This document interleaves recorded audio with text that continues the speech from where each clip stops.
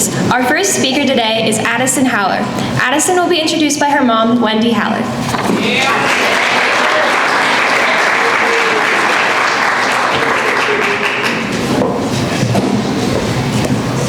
I'm not going to move this microphone because I think it's set for Addison. Good morning, collegiate students, faculty, and staff.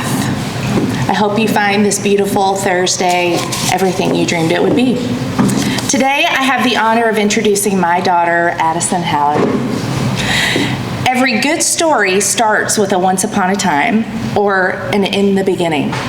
But instead, I'd like to start this one off with something different. A quote from Theodore Roosevelt, "Believe you can and you're halfway there." This has been the mindset that Addison has embraced over the past year.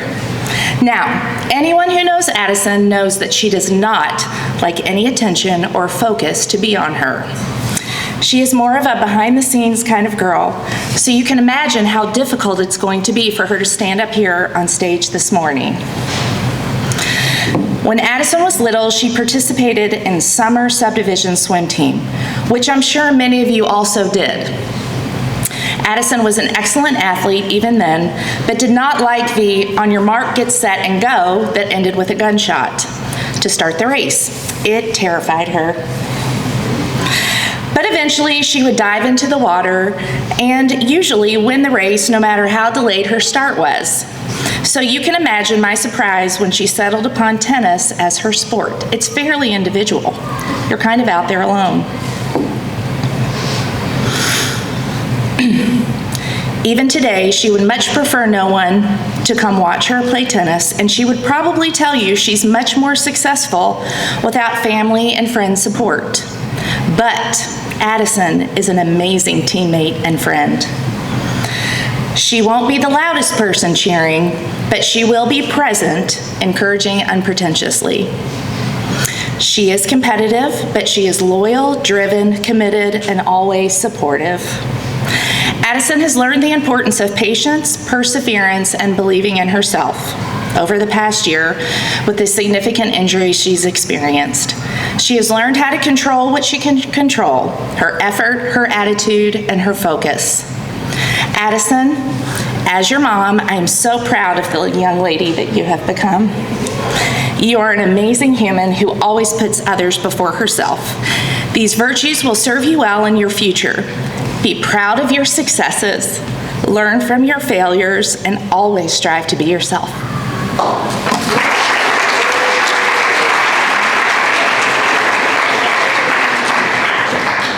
Good morning. Growing up, people always joked that I needed to be wrapped in bubble wrap. At first, I just laughed it off, but after 2 surgeries and about 200 missed classes in high school, I've started to realize that those words carry a bigger truth. That life has a funny way of knocking you down and you have to adapt. What I didn't realize then was that all the injuries would end up teaching me something bigger than how to just recover from an injury. They taught me what it really means to slow down, be patient, and to find strength when things don't go as planned. We have all had those moments where life seems to keep going while we're stuck on the sidelines. For me, those countless days stuck on the couch taught me things about myself I never would have learned otherwise. I have learned that I am the least patient person you will meet. Sitting still has never been my strong suit, and being forced to slow down felt like torture. Every time I looked at the calendar, I wished time moved faster. Whether it was doctor's appointments or physical therapy, I would get frustrated if I had to take time off of school or tennis. Every day I missed, I worried about all the assignments I had to make up and how I would ever get it all done. Unfortunately, that feeling became pretty familiar as the list of injuries and illnesses started to pile up. My 4 years of high school has consisted of me accidentally ripping off 12 fingernails, fracturing my foot, 2 elbow surgeries, breaking my nose 8 times on the microwave, a torn tendon in my back, 3 hospital visits, countless stomach bugs and colds, and mycoplasma pneumonia. And don't even ask me what that is, how someone gets it, because I have no idea. If you've ever had me in class, you know this is true, and I promise it is not because I don't like your class. I apparently have the immune system of a 2-year-old. Looking back, that list might sound ridiculous, and honestly it is. But each one of those setbacks forced me to stop and find a new way to keep moving forward. Out of all those injuries, the 2 elbow surgeries stand out the most. The first one happened in February of last school year. At first, I thought it was minor tennis elbow and would fix itself within 2 weeks. But after x-rays and MRIs, I realized I would need surgery and not a quick fix. Suddenly, I was out of my usual routine, no sports, and the complete immobility of my right arm, which affected my writing and academics. Recovery was slow and painful and honestly just really boring. And just then, when I thought I'd turned a corner, I had to go through the whole process again, but 10 times worse. I was in a cast, robotic arm, some might call it, and for 8 weeks, and now I am 12 weeks post-op and 7 weeks behind on my recovery of being able to fully extend my arm due to the complications of my first surgery. Being in the brace was one of the most frustrating times in my life, and not to mention the horrendous tan lines. I couldn't move my arm, which meant simple things like brushing my teeth, tying my shoes, or writing notes in class felt like impossible tasks. Every part of my day turned into a challenge. I bumped into doors, dropped everything I picked up, and spent more time asking for help than I wanted. Every day, I kept a countdown of how many more weeks until I could move normally, and I'm still waiting for that day. It wasn't the pain that wore me down, it was the waiting, watching my friends go to practice, play in matches, and live their lives while I was stuck in physical therapy. While the elbow surgeries were by far my biggest setback, they were definitely not the only ones. All of my injuries and illnesses set me back in some aspect of my life, whether it was in school or tennis. They forced me to stop and slow down when all I wanted to do was keep going. I like to have a schedule and stick to it, knowing exactly what comes next. I thrive on routine and structure, so having my days completely upended by doctor's appointments, therapy, and recovery was incredibly hard. At first, I tried to force myself to keep up with my usual schedule while sick, attending classes, going to practice when I wasn't ready, and keeping up with homework as if nothing changed. But that only made things worse. My body was stressed, and trying to push through it only made me more sick and delayed my recovery, which Mr. Travis had only informed me of about 100 times, but I was always way too stubborn to listen. Learning to let go of my routine, even temporarily, was one of the hardest things I've had to do. While all my other injuries and sicknesses were a short recovery compared to my elbow, this time around I needed to find something to occupy my time. I shortly realized that tennis was my whole life and I really did nothing else. So I brainstormed, till my sister, Lexi, had a genius idea, which was pretty shocking coming from her, of getting a puppy. I finally pushed my dad over the edge when I pulled the "I had surgery and I have to sit at home alone all day and can't do anything" card. Bringing that puppy into my life ended up being more than just a way to pass the time. It taught me how to be patient in ways I hadn't anticipated. I had to adjust my schedule, plan around feeding her, walking, and especially potty training, which is still a work in progress, and Mom, I'm very sorry our carpets are ruined. I also became responsible for something other than myself. In a way, caring for Oakley became a practice for adapting to obstacles thrown in my way, such as surgeries and sicknesses. What started to occupy my time during recovery ended up reinforcing the lessons that all my injuries and illnesses were slowly teaching me. Looking back on all the injuries and illnesses and setbacks I faced, it's easy to focus on the frustration and missed practices. But what I've come to realize is that those challenges didn't slow me down. They shaped me. They forced me to slow down, to be flexible when things didn't go according to plan, and be patient in ways I never thought I could. They taught me that the best way to move forward isn't by pushing harder, but by adapting and stepping back. Whether it was learning to manage my schoolwork despite missing hundreds of classes, figuring out how to recover from 2 surgeries, or caring for Oakley while also taking care of myself. Life will throw unexpected challenges at all of us in big and small ways, but it's how we respond that can turn setbacks into growth. The next time life knocks you down or it feels like everything is out of your control, remember it's okay to slow down and change your plans, because sometimes the hardest obstacles are the ones that teach us the most. Thank you.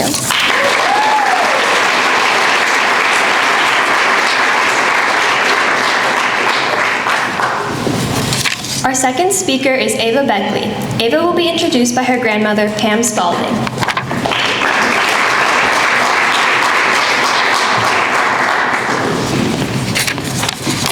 Good morning. I have the joy and the honor of being Ava's grandmother. It's been a privilege to watch the journey from childhood to adulthood, each milestone opening the door to the next one, the first words spoken, the first books read, the first opinions taking root, and today marks another milestone to celebrate, Ava's senior speech. I strongly believe that if something's worth doing, it's worth doing well. and I see that spirit in Ava. Recently, I walked past her as she was studying biology. I stopped, turned around, and looked again. Her notes were beautiful, precise handwriting, detailed little sketches. I think her notes reflect how she thinks, careful, detailed, and determined to do something well. I am proud of the young woman she is becoming. So with all my love and admiration, please join me in welcoming my favorite granddaughter, Ava Beckley.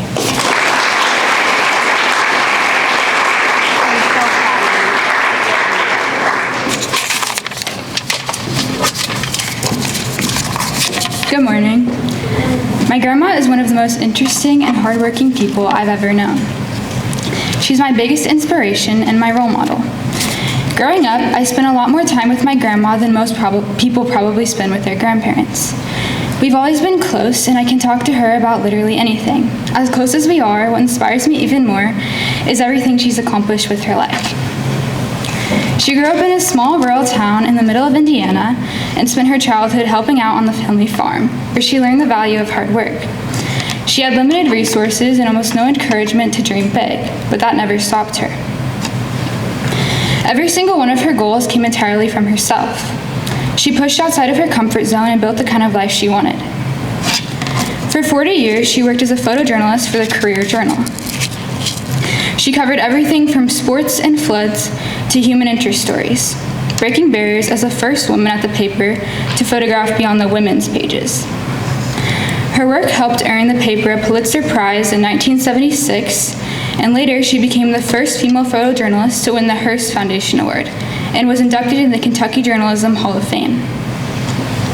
She was also selected to be a Nieman Fellow at Harvard for a year of journalism study and research. One of her biggest accomplishments is having her book, An American Family, published by National Geographic. It tells the story of a family through 40 years of everyday life, all captured through her lens. But even more than the recognition or titles, what matters most to me is how she lives her life with purpose and with courage. She never does just the bare minimum, and she's constantly learning new things and challenging herself in ways that often inspire others to follow. At 63 years old, when most people are thinking about slowing down, she decided to hike the Appalachian Trail by herself. My family camped with her near the start, and I remember thinking how crazy it sounded to drop my grandmother off to hike in the middle of the woods alone for 6 months. She carried everything on her back, and we mailed her food supplies to different points along the trail. That same adventurous spirit and determination have always defined her. She spent my entire life trying to instill that same adventurous spirit in my brother and me. She did this in many ways, but one of the most impactful was taking us on various adventure trips. For my big trip, she took me to Mexico for nearly 3 weeks when I was in 3rd grade. It wasn't a typical vacation, especially for a 9-year-old. We spent those weeks hiking mountains to see the monarch butterfly migration and staying in hostels in Mexico to get the true world traveler experience. She even found me a Spanish tutor during our trip who didn't speak a single word of English, and I had absolutely no idea what she was saying the entire time. I had to order every meal in Spanish and write in a travel journal every single day of the trip. Later, she turned those journals and photos into a book she titled Ava's Adventure in Mexico, and she did the same with our other trips. For my brother's big trip, she took him to the Galapagos Islands, which at the time I was pretty jealous of.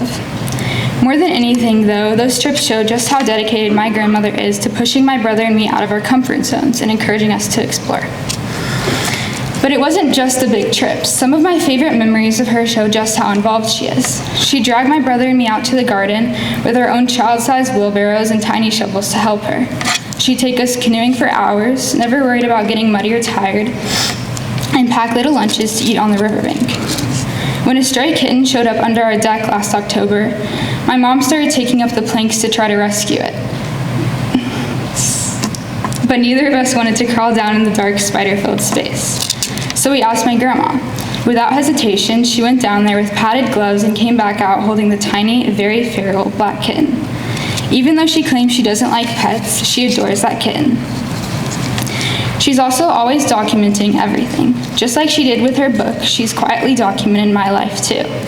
Every year, she takes a portrait of me and creates a large print that shows my life year by year, from when I was 4 years old to now. Looking back at those pictures feels like looking through time. Not just how I've changed, but all the tiny things she's helped me to remember. She's the reason I've learned to appreciate small moments instead of letting them pass by.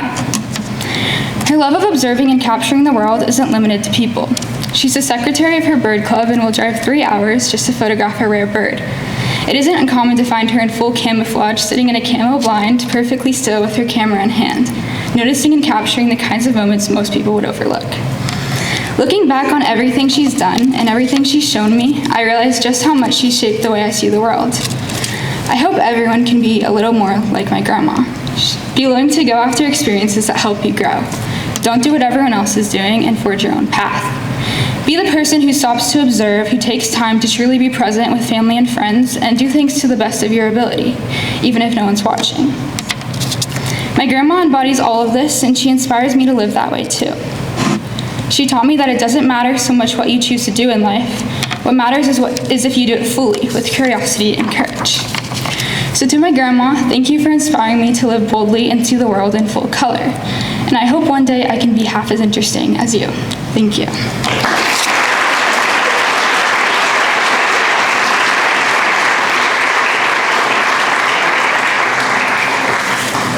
Our final speaker today is Taiten Luehrs. Taiten will be introduced by Ms. Farber and her son, Conley.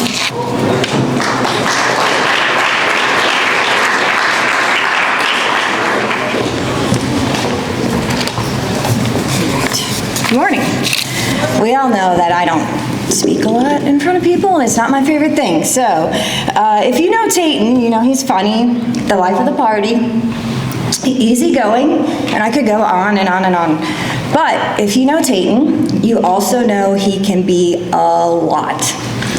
And that's exactly why both of ours are up here today, to introduce him. That being said, Conley has a lot more to say and needs to get back to class, so here's Conley.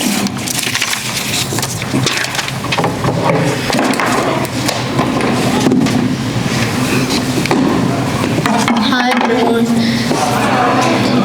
I'm Conley, and I know I may look a little young to be up here, but I'm actually very important. I'm here to introduce one of my good friends who just happens to be giving their senior speech today. I'm actually pretty surprised he's finished it already. Now, you might be wondering, how is a 10-year-old friends with a senior? And the answer is simple: golf. Taiten and I met when I was 5 years old, and I've been giving him a hard time since. He says he's teaching me golf, but honestly, I think I'm the one helping him stay humble. Especially when I beat him in a putting contest, which is rare, but it's happened once, maybe. Everyone says I'm just a smaller, younger version of him. I don't know if that's a good thing or not, but I'll take it as a compliment for now. What makes him really great isn't just that he had a mullet, he's awesome at golf, or that he's funny, or can grow facial hair. Kind of. It's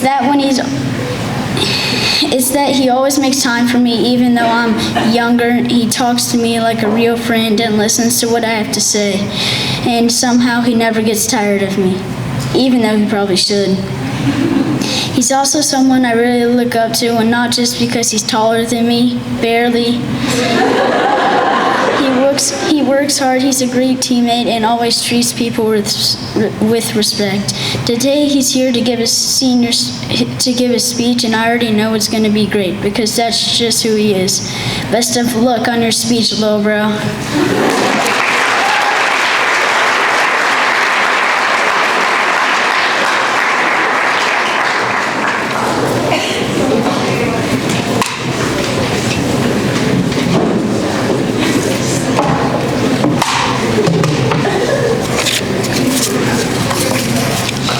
Good morning. I've been a Carolina Panthers fan my entire life, which means I've dealt with countless seasons of disappointment and struggle. But I've never thought about switching fan bases. Staying loyal to the Panthers has helped me learn that there is no better feeling than watching your team win. Since moving to Louisville, there have been countless times where someone asked me why am I a Panthers fan. Usually I just say I'm from Charlotte, but that's not the real reason. The reason is is because my dad was one, so I naturally grew up watching the Panthers. I lived and breathed the Carolina Panthers. I wore a jersey almost every day to school. I wore jerseys so much my parents tried to stop me from wearing a jersey. But I didn't listen. I packed my jersey into my backpack and threw it on in the bus when my parents couldn't see me, and then took it off on the bus at home. In fact, I thought I was going to play quarterback for the Carolina Panthers. I've been dedicated for a long time, and many of these moments made it worth it. One of those times was between the years 2013 and 2016. Obviously, I don't remember much between the 2013 and 2014, but I do remember the historic 2015-2016 season. It was week 2 of the 2016 NFL season. The Panthers were off a win versus the Jacksonville Jaguars, and were playing the Houston Texans. I went with my dad and 2 other friends. We received field passes for the pregame warm-ups.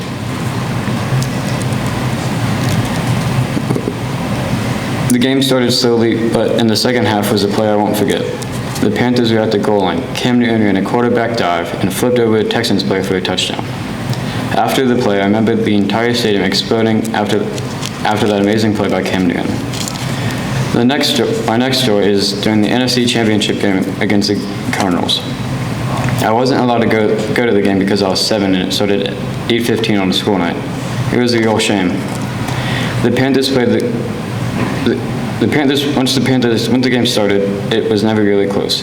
The defense, led by Luke Kuechly, forced 4 interceptions and scored 2 touchdowns. One of the plays I remember most was Luke Kuechly picking off Carson Palmer and returning it for a touchdown. Everyone in the stadium was so hyped that someone fell onto the field from the stands.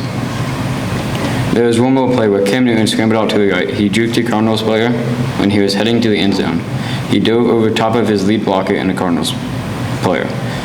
Both these plays made it clear that the Panthers were going to go to the Super Bowl.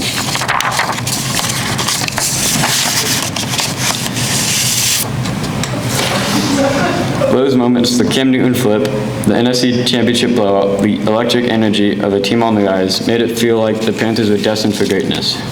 For a few seasons, being a fan wasn't fun, it was thrilling. But as the highs came to an end, the downward slide began.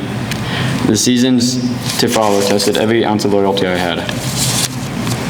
Part of the downward slide was terrible trades by the front office, like on October 20th, 2022. The Panthers traded my favorite player, Christian McCaffrey. I didn't want to go to school that day. All I wanted to do was watch ESPN and try to figure out why they would trade their best player in return for a few picks. Unfortunately, I was forced to go to school and I had to deal with people like Jacob making fun of the Panthers for what looked like to be a dumb trade. Another part of the downward slide was the entire 2023 season. The Panthers traded up to the first overall pick in the draft and drafted Bryce Young, who looked like to be the next franchise quarterback, but he had a historically bad rookie season, only winning 2 games. The trade goes down as one of the worst trades in NFL history because the Panthers gave up star wide receiver DJ Moore and a lot of draft picks for the first overall pick. As well as the horrific trade, Bryce Young had no help on offense. He had a terrible offensive line, a bad wide receiver room, and an ownership that didn't help at all. But being a Panthers fan hasn't been just about football. It's about learning how to deal with disappointment when your team loses year after year, when they trade your favorite player away, when the front office makes decisions that make no sense. You learn to cope. You learn to stay hopeful. You learn that loyalty isn't sticking around when things are good. It's about sticking around when things are bad, and that kind of loyalty builds character. It teaches you how to handle setbacks in life because if you can stay loyal to a team that's 2-15, you can handle just about anything. Thank you.